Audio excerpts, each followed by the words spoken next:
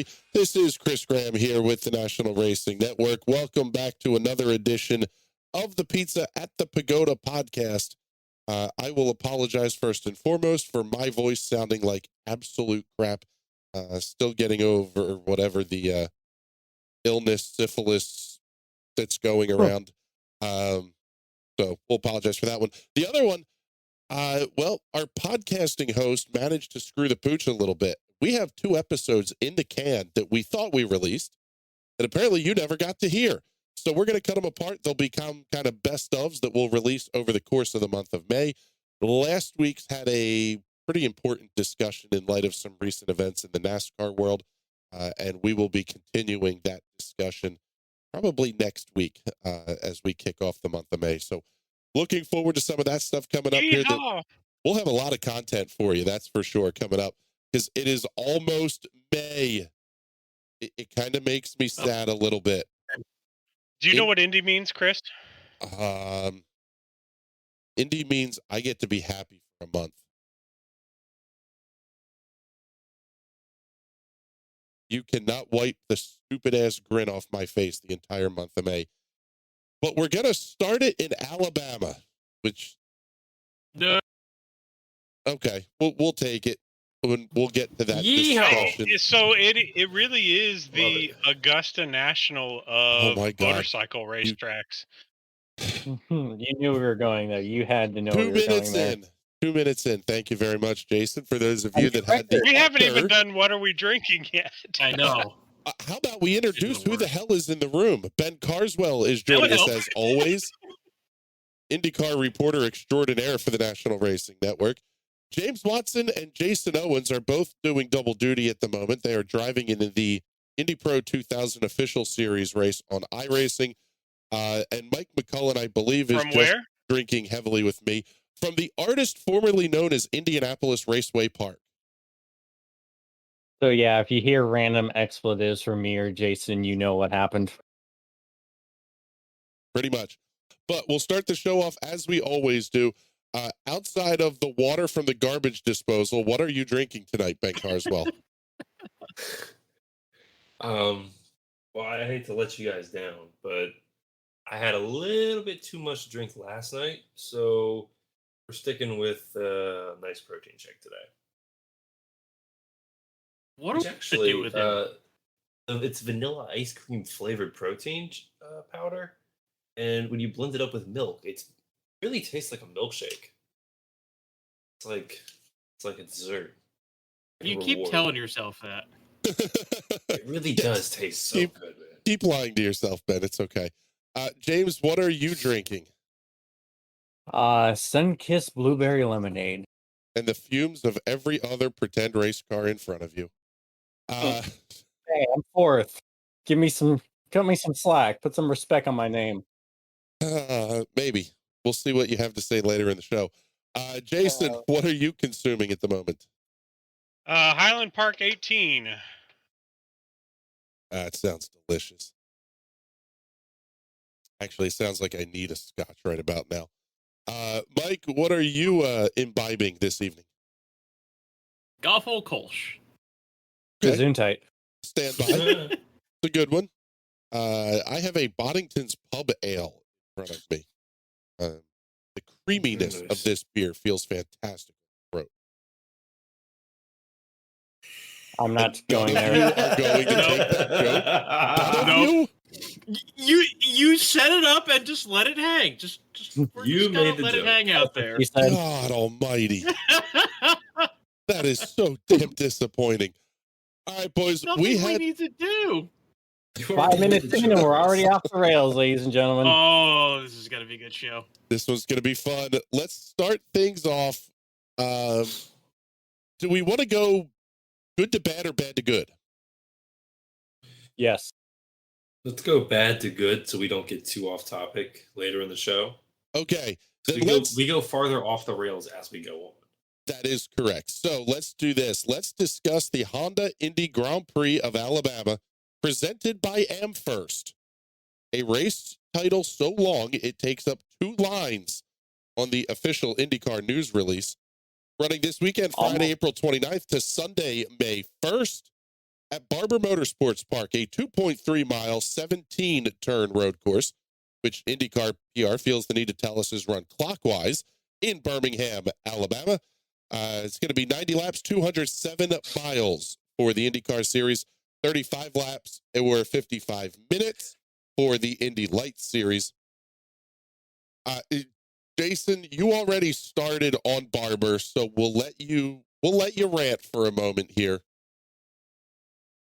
What's the hate on Barber for, man?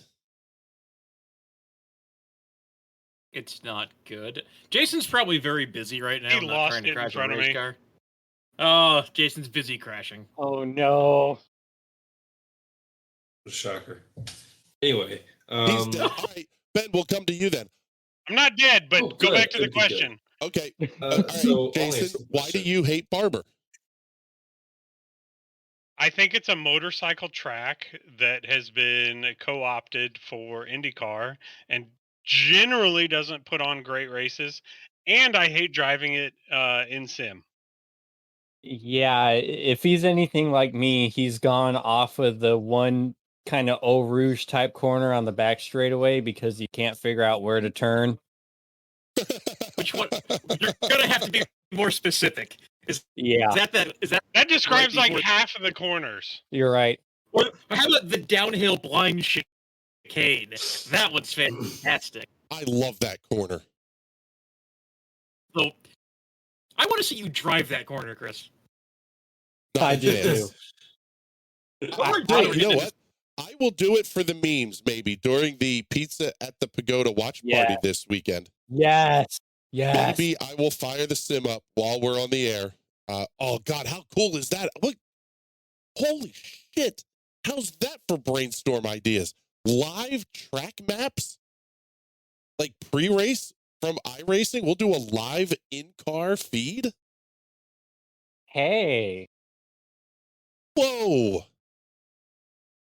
We'll put a pin in that one and circle back to it for Jason in a little bit here. But okay, so Ben, we'll let you answer the question. Why do you hate Barber? I don't hate Barber. Oh, that's only sports. As a place to watch real life racing at, I kind of enjoy Barber. It's nice, pretty track, nice to watch. It is really difficult to drive. The corners don't make a lot of sense, and I think there is some element of it was built for motorcycles, so it's not as wide as maybe it should be. And there's only one true passing opportunity, which is the end of the main straight between into turn, I want to say 5 or 4. That's the hairpin? double apex. Correct. Hairpin. Double You apex have- hairpin. you have That's turn kind of one. it. I don't know. I think Kind of. you have a passing zone into turn 11, which kind of takes you through that last Yeah. looping section of the racetrack. It's not okay. It's not a. I'll say a Long Beach where you go. Okay, there's 3 or 4 distinct passing opportunities on this race course. It's not Well, I like think Road one of the America things where is- you can scream about 4, 5, 6 passing opportunities. At the same time, to me, it's really a test of driver skill of where are you going to make that pass. Yeah, it's super technical. Yeah, so it there's a lot of it was built to drive things on and enjoy driving them on, not to race them. Right? So To come around on it in the sim in a slower car and lapping by myself, like it's actually a lot of fun in the F4 cars. I don't know how, I just don't get how it works in any car. Now that said, better racing drivers. yeah, better racing drivers can do better things with it. Even though Newgarden wrecked like half the field last year. So Yeah, I needed one of my IndyCar drivers to literally spend 2 hours with me to teach me how to be able to do 2 laps on that track without yeeting myself off to oblivion at any point. It is technical, and we saw the mistake last year from Joseph Newgarden that completely changed the complexion of that race, and quite frankly, changed the complexion of the championship as well.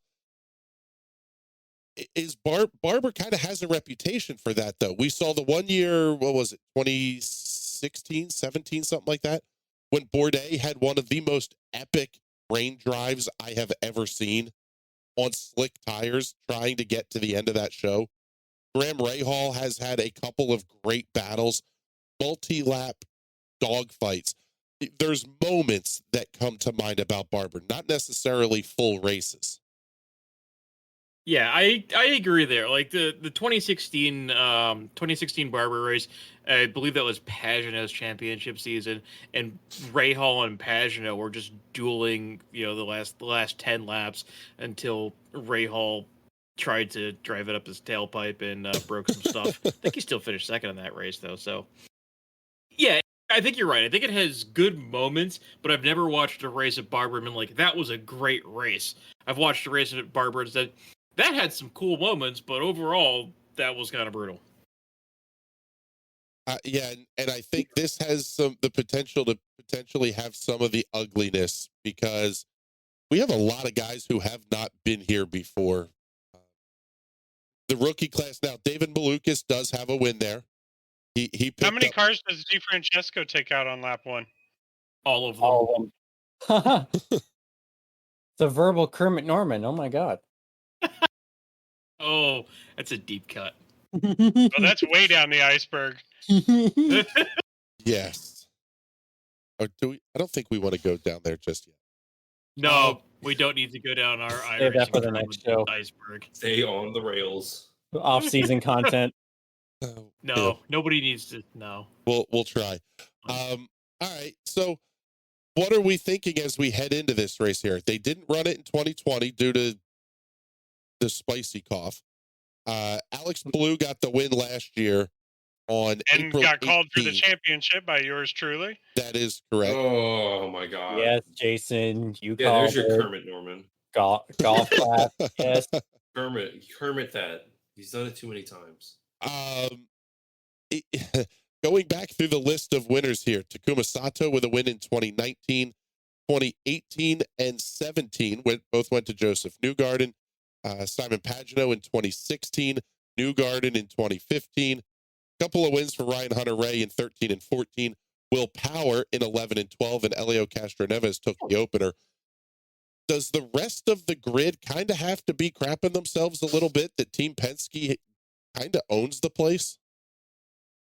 Can't you say the same about most tracks, to be honest? Well, Team Penske literally owns the series, but Hunter-Reay won't here.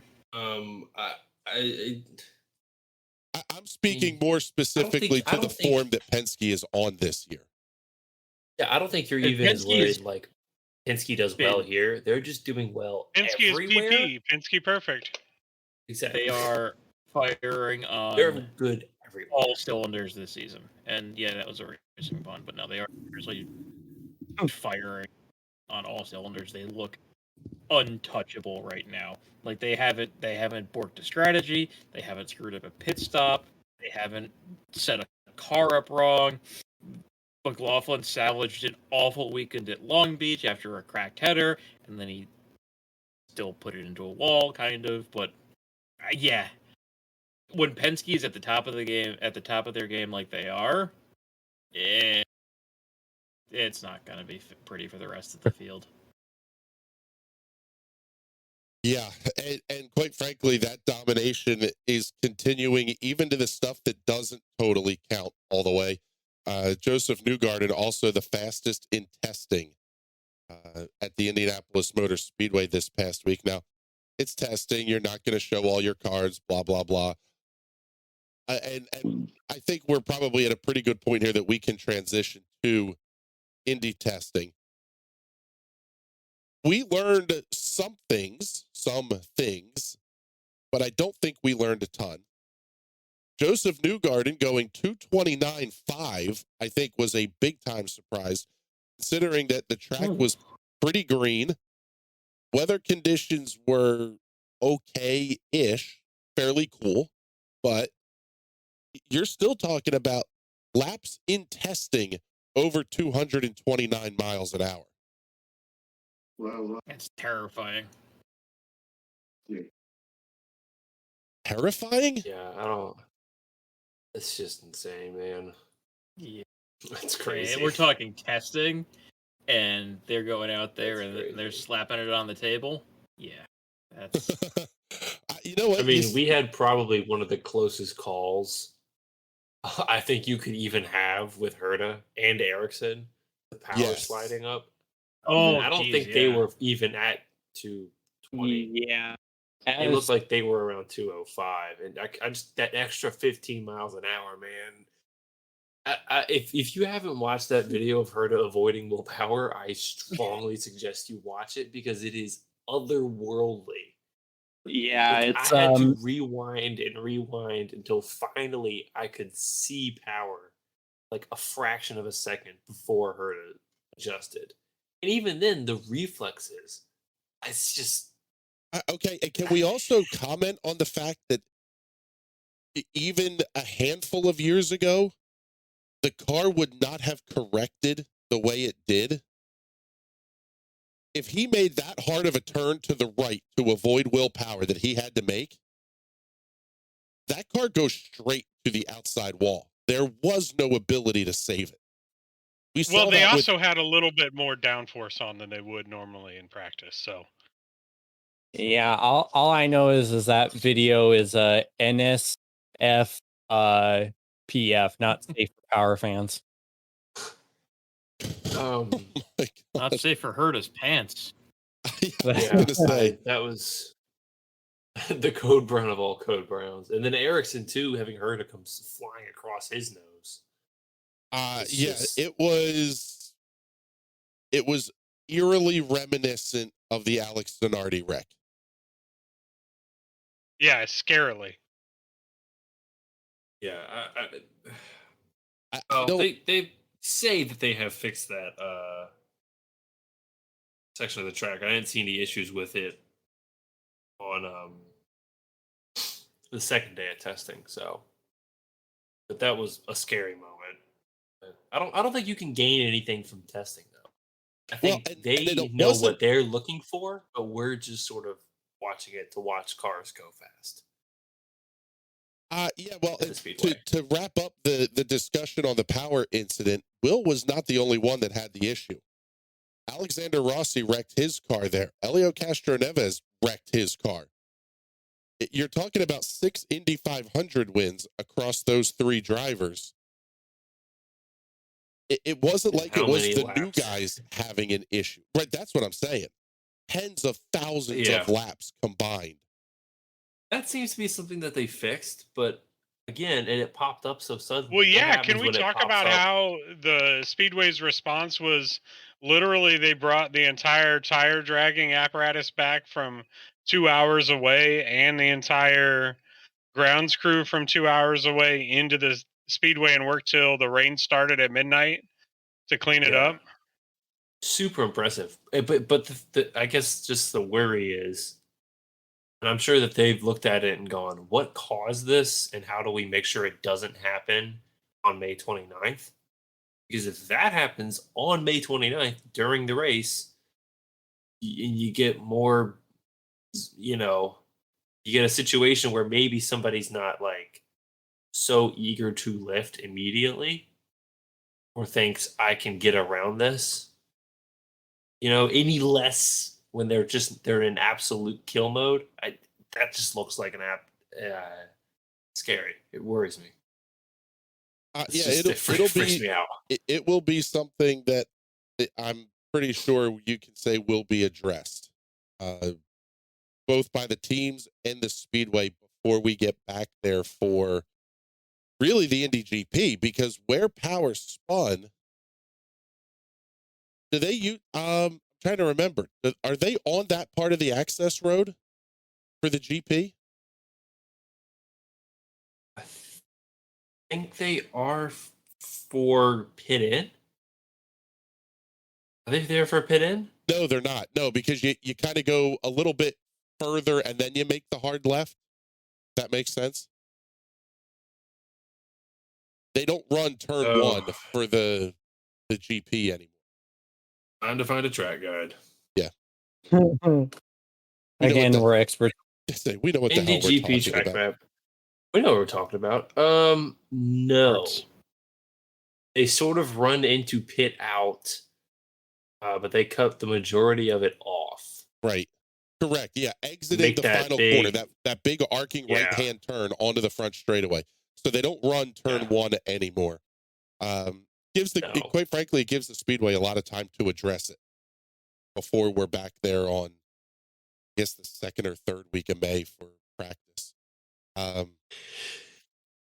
Did we? Yeah, is I there don't think I anything- have any concerns. Was there about it. anything else on that went on in testing that we went, oh, this is interesting? I don't think there was anything like dramatically different. Me as my Jimmy Johnson centric self, I thought it was really good to see him out there getting up to speed and blasting around. But 227.9 was the fastest lap for Jimmy Johnson. And he mentioned that he's still lifting in turn 1 and turn 3. yeah, He'll get it nailed down. JJ's he's going got to be quick. plenty of practice time. Yeah, he is. Yeah, I I think he's gonna get there, and that like little voice in the back of his head is gonna go, remember, you know how you haven't won anything in a while? It's been since like 2017. You haven't won a race since 2017. You're Jimmy fucking Johnson. Okay, you are a 4-time winner at the Brickyard. Do you think that's what the actual Carvana bedazzled jeans say?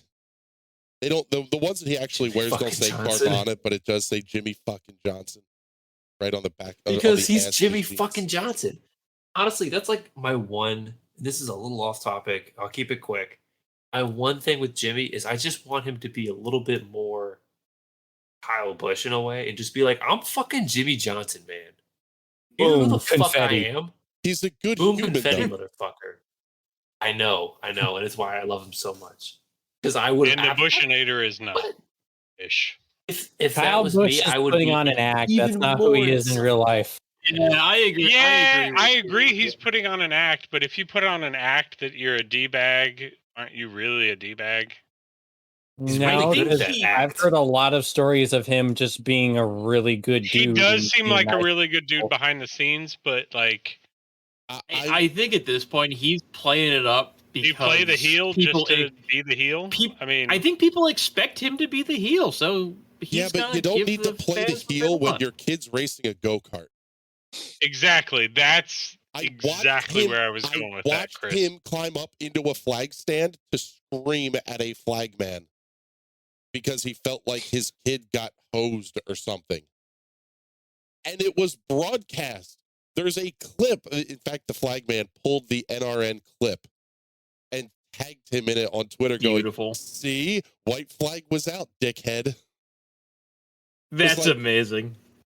I get these guys, all these guys do. They do a lot of good stuff that they don't want people to know about. Tony Stewart has done more for people than you would ever dream of. But he plays the role of a dick. He likes being a dick. So I don't necessarily have a problem with it. I mean, I can't really say too much because when I was in my early 20s, I was totally likes to fight guy. So, yeah. Yes, but the difference was you grew up. And now he just fights his trash can. Sure about that. Yes, allegedly. And now he just fights the recycle bin. And he loses. Okay. Once. roll- I only lost once. courtesy Yeah, of but a you ended pizza up at in the an Pagoda urgent watch care. party. It lost real bad. Yeah, that's one. Broken ribs are not that bad of a loss. They heal in 6 to 12 weeks, Ben. Dude, if I get my ass kicked and I'm like, I'll be back in 6 to 12 weeks for you. I mean, Hey. That recycle bin has not won a damn thing in the last 6 months.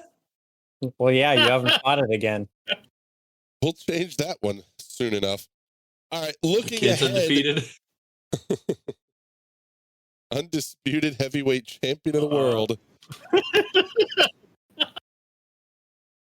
Undisputed garage. heavyweight champion at Jason's Do house. you think when Jo.'s gonna like go jump in the recycling bin, he's he's got the Michael Buffer clip queued up, and he's got to have like his fight music, like he's actually going into battle with this thing? Do you walk into the garage with like a little strut, A shiny bathrobe on? some little shorts? None of those things happen. On the back of I it do that says not Jason Jimmy fucking Johnson Owens. bedazzle my shorts to jump up and down in the recycle bin.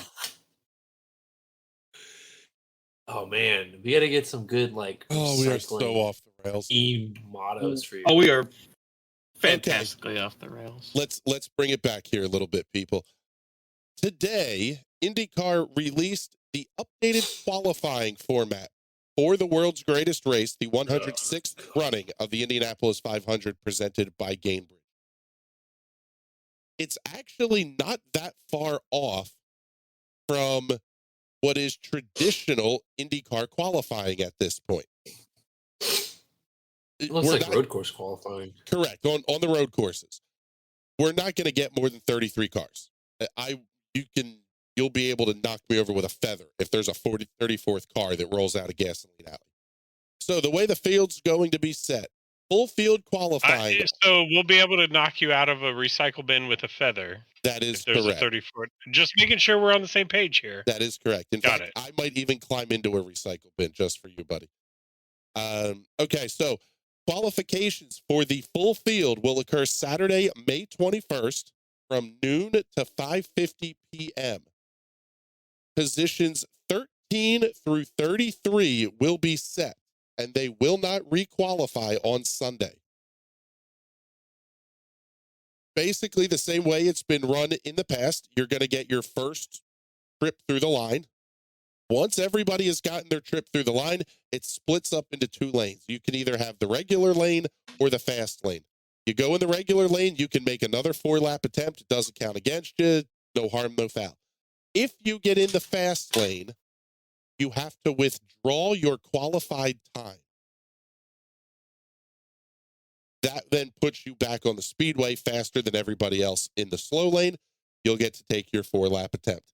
Once the gun goes off, positions 13 through 33 will be set. If we get a 34th car, the final row of the grid will not be set. It will be only positions 13 to 30. Then you'll have last chance qualifying from 2 to 3 p.m., which is when basically those 4 cars are going to keep turning 4-lap bangers until they figure out who the final 3 in the field are. The top 12 are going to run qualifications from 4 to 4:45. Order is based on Saturday qualifying times, slowest to fastest. Each entry is guaranteed 1 attempt. The fastest 6 advance to the Firestone Fast 6 to determine positions 1, 6, 5:10 to 5:40. Order is based on times from top 12 qualifying, slowest to fastest. Each entry is guaranteed 1 attempt. The fastest driver in the Fast 6 will earn the coveted NTT P1 award for the pole position. What do we think here, boys? If you've only got 33, I think this is probably not a bad way to do it. I have an LCQ question. An LCQ If we question. are, yeah, I have an LCQ question.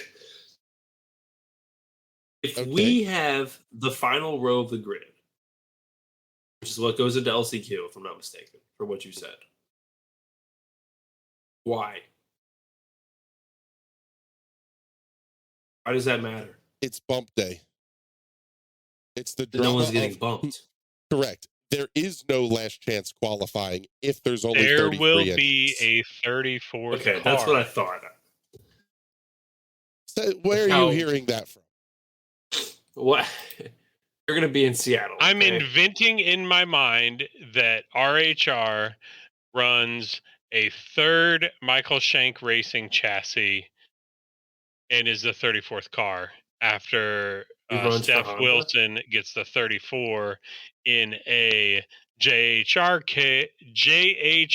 car operated by Dragon Speed.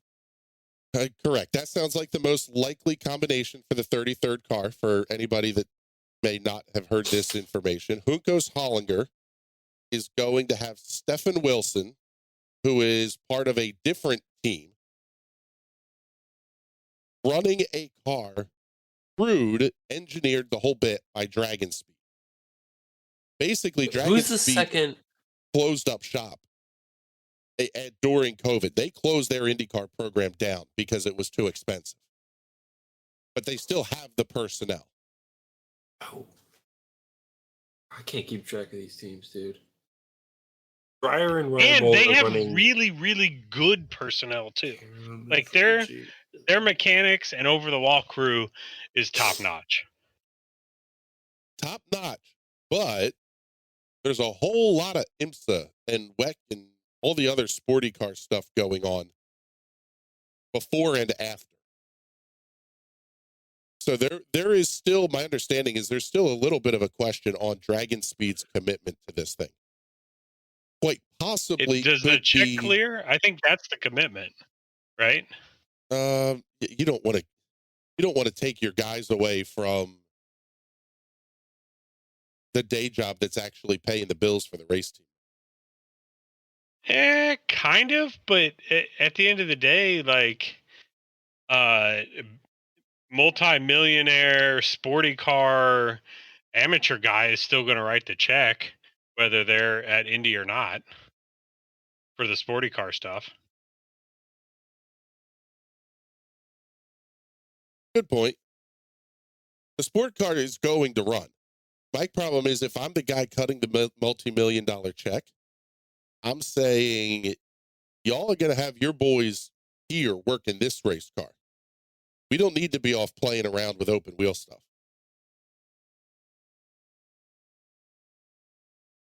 And I think that's where the question comes into play. But I don't know what else you can say about 33 and 34 that hasn't already been said, honestly.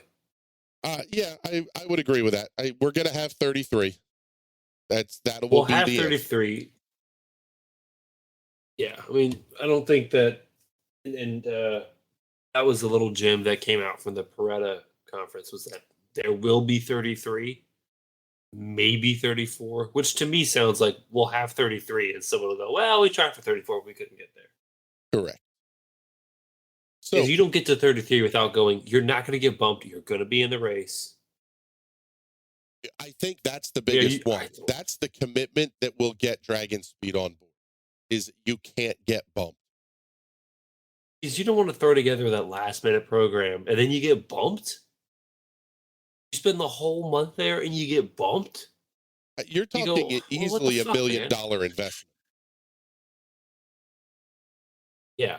And in this rush too. We're gonna rush ourselves over there. So you guys don't think Top Gun is gonna run from like a guy that lives in my neighborhood and just magically appear with a car?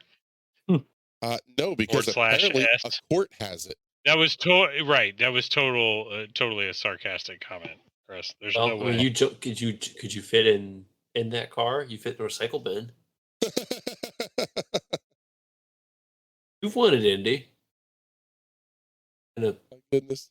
LMP2, but you know. Okay, so what do we make of the qualifying format? It's a really good thing that you're not here physically within arm's reach right now.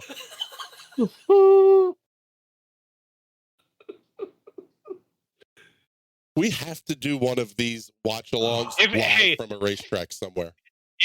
Well, Iowa, I'll be at Nashville. But also, if I can fit in a Fiat 500 Classic in Italy, I can fit in anything.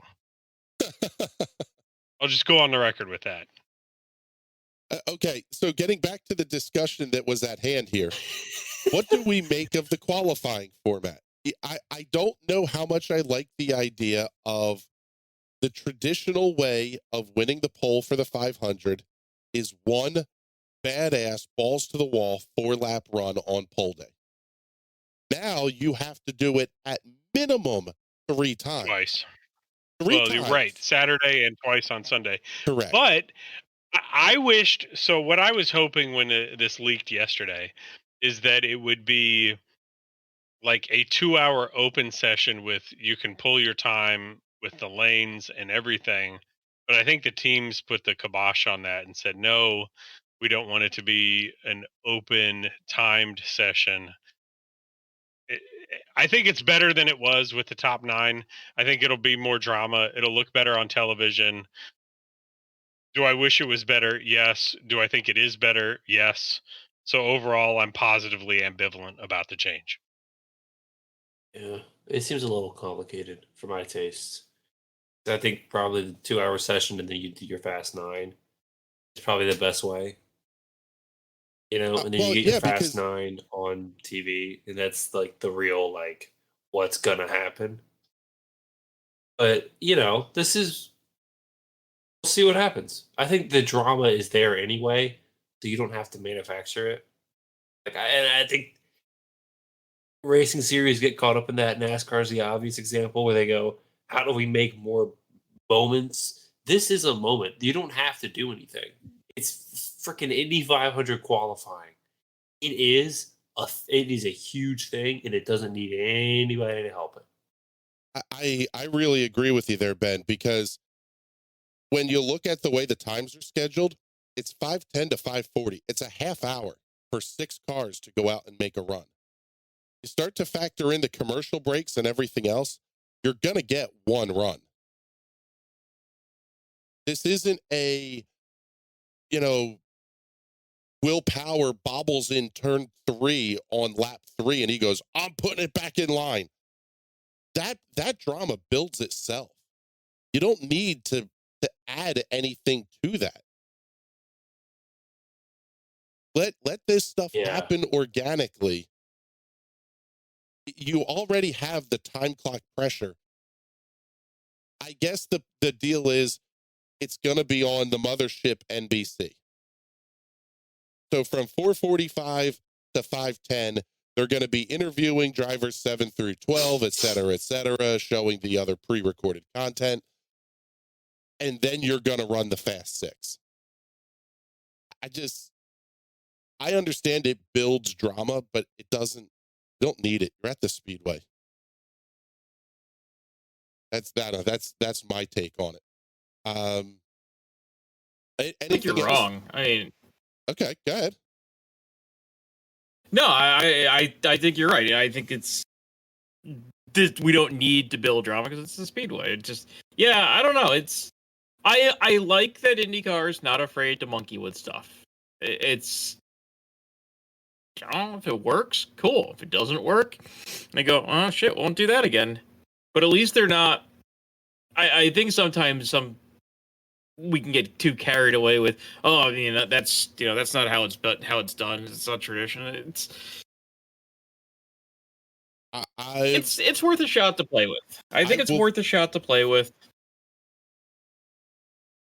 I am going to be the first guy to take this is tradition and don't fuck with it. I want the damn balloons. I don't care how many birds and fishes and anything else we kill. You release the damn balloons on opening day. Next thing you know, just do a hot air balloon race. Harken back to the first ever race. There's the hot take we've been waiting for, and be done with it. Do like, I don't know, like little tiny reusable balloons. The balloons they use biodegrade, like almost instantly. But he'd figured out not quite. Hey, Chris, let's see how quickly it biodegrades when it's stuck in your esophagus when you're reincarnated as a turtle. How about that? Something tells me if I am reincarnated, I will be coming back much lower on the food chain than turtle. I was going to say turtle is a good one. It's going to be a bee. A wasp. Get it right. I love this show. Infinitely more just vengeful. Yeah. We are kind of out for blood today.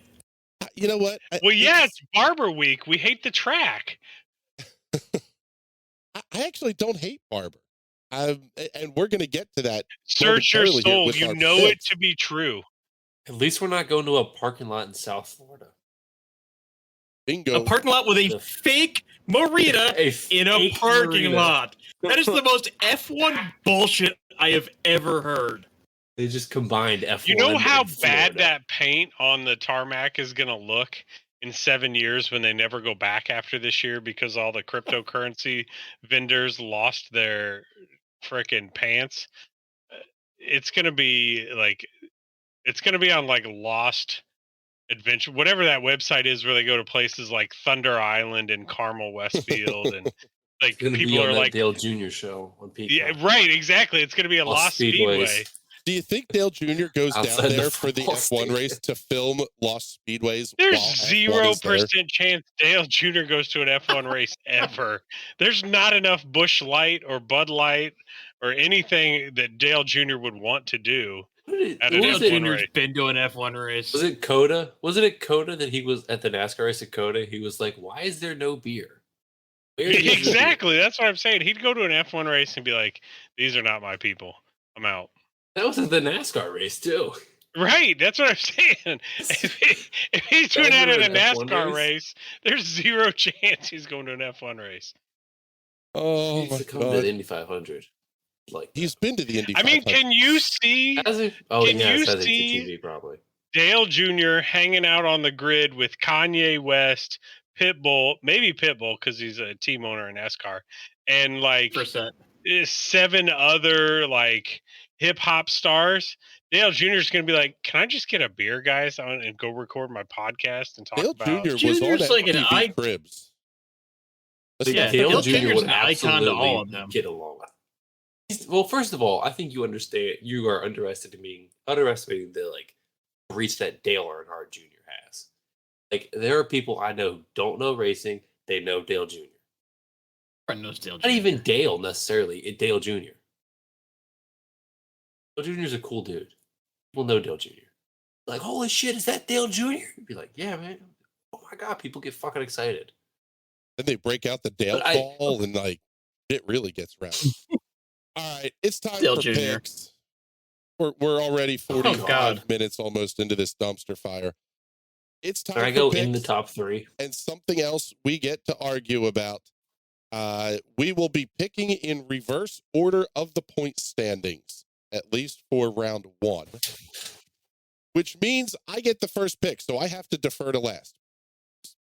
I'm gonna put the show and stuff, so I always go last.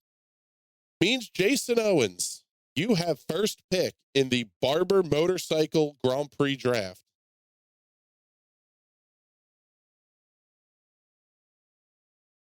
So that's like Valentino Rossi, right? At this motorcycle track. Okay, so he took Rossi. So, yeah, I'm glad you picked that up. Thank you. Okay, good. So Jason is taking Alexander Rossi to win. Rossi is currently 18th in the point standings, sitting on 40 markers, 1 ahead of good buddy Connor Daly. Who do you want here, Jason? We won't totally screw you with Rossi. Yeah, all right. You think Alexander Rossi gets off the schneid this weekend? You can change it, Jason. I do. No, I know. Do No, someone other than Rossi. you don't understand. I've been planning to make that joke all week, and like that was my plan. Okay. I'm sorry to hear that. So Oh. Valentino Rossi to get the win this weekend at Barber, according to Jason Owens. Mike He's got a better chance than Alexander Rossi. By the way, Alex Rossi's Wikipedia page starts off with Alexander Rossi is an American professional racing driver and podcast host. Well, he's more successful at one of those He's one of two us. outside of the Indy 500 He win is. than the other. Wikipedia I page don't- needs to say I'm a podcast host. I don't know how I feel about that. I'd be a little miffed if I was Rossi. Although Rossi is nothing but miffed, so. That is correct. Yeah, Rossi's just constantly pissed off. All right, Mike, who is your pick? Who are we going with? Scotty Mac. I'm turning into James this year. Yeah, everybody I'm else just is gonna- like, I expect the rest of you guys to just take Penske drivers, and then somebody who is guaranteed to win. this Well, point. I mean, we've been talking Penske dominance. I don't like Penske, but I like Scotty Mack. Okay. Okay, Well, you and guys it's- take chalk. I'll take the high risk, high reward. Points here, Jason. I want to score points. I don't At care this about. point, Don't we call, need don't to call score it hurting points. yourself. All right, Ben, you're I've next. been making So a steady comeback. Rossi. I'm gonna take Newgarden. Joseph, Chalk. Come on, guys. You're better Joseph than that. Newgarden, your IndyCar Series points leader by 5 markers I'm gonna be entering the honest with weekend. you. I would take Power, but I'm not a mean person. Thank you, Ben. All right, James. I would rather take Power, but I'm a nice guy. Well, Will Power, if you go by the Firestone Pit Stop Performance Award standings, Will Power is leading those. I can't believe I'm saying that. Wow. Will Power is leading the Firestone Pit Stop Performance Award standings heading into Barber. 110 to 103 over the 3 cars, Scott McLaughlin, tied with Alex Palou. And the 2 of Joseph Newgarden is 4th, and the 9 of Chip Ganassi Racing is 5th. Obviously, that one being Scott Dixon. We haven't talked about him nearly enough. I mean, we have talked a bit more about Jimmy Johnson's ass on this podcast than we have Scott Dixon over the last few weeks. I am taking Scott Dixon to be your winner at Barber Motorsports Park, which means one of his Ganassi teammates will foobar him into turn 5 on lap 1.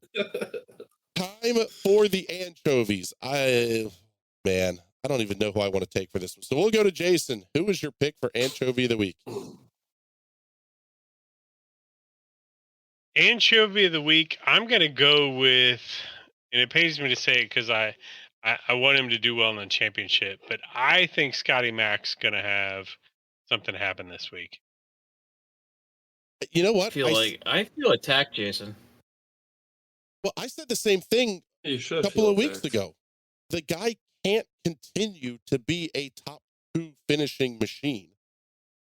And it's really not that terrible of a pick because at this point, anything but a podium is a disappointment for that car. Okay. Anything but a top 5. It's not going to podium every week. It's not going to happen. He should be top 5 until you prove otherwise. Top 5 every week. All right, Mike, your turn. Anchovy of the week. You know what? I'm picking Alexander Rossi. Is that just purely out of spite? Absolutely. I'm sitting here with a smug Jeremy Clarkson look on my face. Because, again, we're back to this discussion. If Alexander Rossi and that team shit the bed this weekend, is it really an anchovy? It's expected. You know what? I'm picking fucking Rossi because I'm sure he'll do something even worse than he's done before. And maybe he'll drive it, into the spider or something. He hates Barber. He hates Barber. He really does. All right, Ben. Here's your new drive it into the fountain. I have a highlight reel of all the shit that I've done at Barber, and I expect Rossi to do one of those this weekend. All right, Ben, who is your pick for anchovy of the weekend? I don't know. I'm really not sure. I'm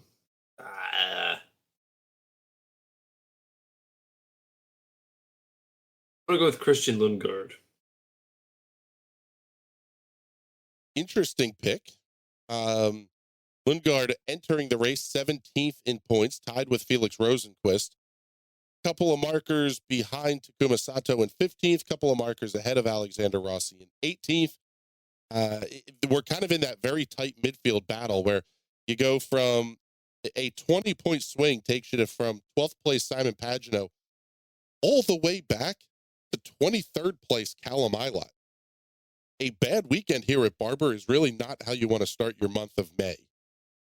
when you basically have 3 races worth of points on offer in the span of 3 weeks. So, interesting pick there for Christian Lundgaard. James Watson, your turn to make the pick. Did anyone take Newgarden? No, not as Anchovy? anchovy. I think No. I'm gonna go with Newgarden. I'm not saying he's gonna pull a repeat of 2 what he years in did. a row, he's going to anchovy the field. Well, I'm not necessarily saying he's gonna do that again, but I don't know. I have a sneaking suspicion that he might not have that great of a race this week.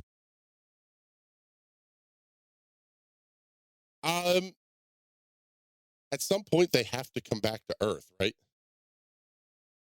Like you would think. No. No. No, I don't think. Okay. Scotty Yeah. Mac, I think, is gonna come back down. I think Scotty Mac, I could see that he doesn't have as much experience. I fully Why are believe we that stuck down on Newgarden and Scotty Mac Power- all of a sudden? Because he's not Newgarden or Power. People It's are just- always down on Power. Scotty Mac's Wait, got 3 well, championships in supercars. It's not like he's some scrub that Penske dragged off the streets. He's No, a but he doesn't legitimately have, good driver. as much experience. He doesn't have as much experience. And that's going to factor So into this at some Pelot point. ran away with shit last year. We don't think Scotty Mac with 2 years in an open wheeler. Pelot has been in high downforce, high power cars, open wheelers his whole career. Scotty Mac is one of the That's best race car all he drivers is. on the planet, and he went from driving. He's going to win the damn 3,500 race. He went from driving a 3,500-pound V8 supercar to winning IndyCar races in 2 years. Like, with no open wheel experience. He had 1 year to adjust, and he ran away with fucking St. Pete. Why are we so down on Scott? So I'm what not I'm down saying on is- him. I'm trying to What make I'm big saying swings. is, I'm not down on him. I know that Yeah, you you love are. supercars. I know that you love supercars. There are some great Let me supercars make my races point. this So weekend. you're just trying to recycle bin Mike? My point is, I don't think that Scotty Mac is going to keep this level of performance that we've seen, excluding Long Beach because it was kind of a bad weekend for him all around. He's not going to be in the podium in top 5 the whole year long. Eventually, he's going to have a couple bad races because he's still relatively new. I'm not saying he's going to be, all of a sudden, he's going to be finishing like 8th every race. I don't expect that to happen at all. He will almost certainly win another race, and he will be on the podium a bunch more times. I believe that. If you told me that Power is going to be on the podium more than half the remaining races, along with Newgarden, and more than half the remaining races, I would believe you immediately. Because both of them are 2 of the best drivers in IndyCar and maybe in IndyCar's history. Like, honestly, those guys are really, really, really good. And Penske is nailed perfect. So if this is the year if this is when Scotty Mac just goes, I am as good as Newgarden in Power, then that's what it is. But we haven't seen that yet. Scotty Mac could saw it in the be race. You on didn't his see it over way a to season. like a Tiger Woods FU season. That This is year. entirely possible. I This- wouldn't be if you at the end of the year, if he has like 8 wins and wins the championship, you just go, wow, we saw it at St. Pete and he really kept it going the whole time. That's incredible. But you can't put him with Newgarden and Power yet. I'm not saying you can't eventually, but yet you can't put him in that. You can't put him with Newgarden. He's got 2 championships in this series. I am getting kind of distinct. I'm gonna say I want to say 1994 vibes out of this season.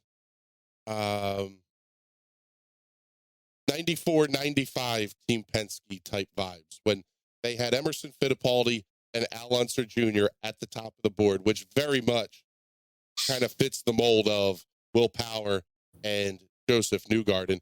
And oh, by the way, they had Paul Tracy there too, who was young, very aggressive, and good behind the wheel. Maybe not up to the level of his other 2 teammates. but how many times did Penske go 1, 2, 3 over those couple of seasons? That's sort of the feeling I'm getting right now out of Scotty Mack. Okay, he finishes 5th one week. Maybe it's not great, but it's not a terrible week for him. And we do have one more anchovy to get in here. And I am going to burst Jason Owens' bubble. Kyle Kirkwood is my pick for anchovy of the week. It has been spectacular this season. Last year in Indy Lights, 1st and 2nd at St. Pete, 4th and 4th at IMS, 2 wins at Detroit, 1st and 12th at Road America, throw the 12th out the window. Mid-Ohio weekend 1, 1st and 1st. 2nd, 2nd, 2nd, 1st, 1st, 1st, 1st, 1st, 5th. He was incredibly dominant, except for the first weekend of the season at Barber, where he finished 9th and 5th and was absolutely nowhere to be found the entire weekend. My gut tells me Kyle Kirkwood doesn't like this place very much. And he is my pick for anchovy of the week. Are expectations too high for Kyle Kirkwood right now? I don't think so. I think everybody knows he's at Foyt. Just, for being honest. He's at Foyt. I don't know what else you could really expect from him. Well, he's outkicked the coverage to this point in the season. You expect him to outkick the coverage. That's what you expect to look there and go, how the hell did he put a Foyt car there? Well, that's kind of what I think the weekend he's going to have this weekend is. It's not going to be how in the hell did they get a Foyt car there? But we'll see. We'll recap, summarize, and take a look at our picks here since it's taken us a half hour to get through them. Ben Carswell selecting Joseph Newgarden as his race winner and Christian Lundgaard as the anchovy of the week. James Watson taking Will Power. Surprise, surprise. Little bit big surprise here, though. Joseph Newgarden as anchovy of the week. Jason Owens taking Valentino Rossi to win the Honda whatever Grand Prix at Barber, and Scotty McLaughlin to be the anchovy. So we've got the top 2 in points as our anchovies of the week. Maybe time for us to start looking like idiots again here in terms of our picks. Mike McCullen selecting Scott McLaughlin to be your race winner, and Alexander Rossi as anchovy of the week. And I took Scott Dixon as the race winner and Kyle Kirkwood as the anchovy of the week. With that, I think it's time that we should probably get the hell out of here before we go completely off the rails. Pizza at the Pagoda watch party this weekend. Boys, you got to let me know who's in, who's not. This one's fairly early on Sunday as well. This is, let's see where it is, what the schedule. I have the press release right in front of me. 1 p.m. Eastern time on NBC Mothership. So probably go on the air. So the recycle bins are probably safe that early. Maybe. You said that last time. Long Beach ran early as well. Probably come on the air about 12:55 or so. Actually, probably 1 o'clock, because if NBC does another half-hour pre-race show, that's a lot of time for us to kill. But we don't want you to miss the green flag. So 1 p.m. Eastern time will be the airtime for the Pizza at the Pagoda IndyCar watch party. You won't want to miss it. Maybe we'll get a live iRacing track map, or at least a track demo or something. Maybe we can get Jason Owens falling out of recycling bins again, celebrating Alex Palou winning a championship or something that he predicted a year ago. And with that, boys, it's May. Is there anything more spectacular than Indy cars driving in circles in Speedway, Indiana? Oh, it's a squared circle, sir.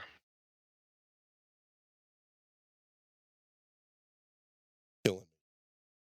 Trying to have a moment here. I believe it's actually an oblate rhombus. Can you just mute him forever? All right, time to go. Put a pin put a pin in them and circle back in a week. All right, we're getting the hell out of here. That's accurate. It's definitely time to go. For Ben Carswell, James Watson, Jason Owens, Mike McCullen, our absent buddy tonight, Christian Jasper. Unfortunately, he got stuck at work and was not able to join us, but we'll have him back here hopefully next week. My name is Chris Graham. We will see you all on Sunday. Till then, have a great week, everybody.